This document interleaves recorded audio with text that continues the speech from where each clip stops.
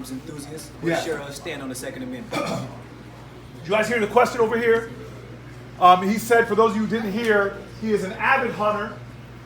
And what else you said? A sportsman? Firearms enthusiast. He is a firearms enthusiast, and he wants to know my view of the Second Amendment. Yes.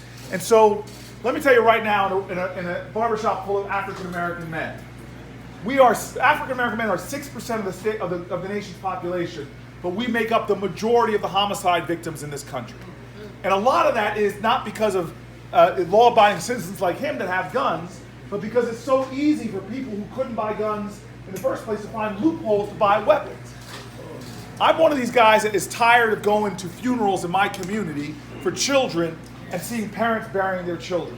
I'm tired in my community, and I know you all know this in Vegas, of going and seeing these street-level shrines to kids that were shot on the streets where there's teddy bears and candles on street corners. I know you all know what I'm talking about. I'm tired of having kids on the 4th of July who hear fireworks, that they're so used to hearing guns, that as soon as they hear those fireworks, they duck for cover, or their parents tell me that they're exhibiting behavior that's more like post-traumatic stress, but it's not post-traumatic stress, it's ongoing traumatic stress. Yeah. And so what I want you to know what my view is right now, sir, is that the NRA is not representing their membership. The gun owners agree. About 84% of gun owners agree that we should not have a nation where someone who is convicted of beating their spouse should then be able to go out and use a loophole to buy a weapon, then go kill her.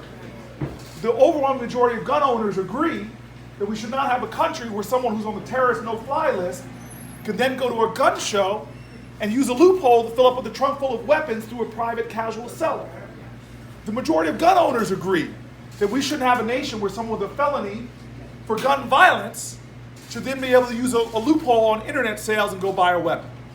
So what I'm telling you as somebody who probably values their weapons is that what I'm going to do is bring a fight to anyone who stands in the way of common sense gun safety. And the NRA is not going to allow the kind of bipartisan legislation that's been proposed before to pass. I am going to bring a fight to the NRA like they've never seen. Because on my block, in my neighborhood, I'm the only person running for president probably that's had somebody shot on their block. Shahad Smith lost his life with an assault rifle at the top of my block where I live. I'm sick and tired of this. And I'm not going to be one of those presidents that offers more thoughts and prayers. Because we all come from a community where you all know what it says. Faith without works is what? Dead. And so we're going to make sure that I'm a president that no more thoughts and prayers. I'm going to bring a fight like the NRA has never seen and pass common sense gun safety. All right. One more. Sorry, no, you.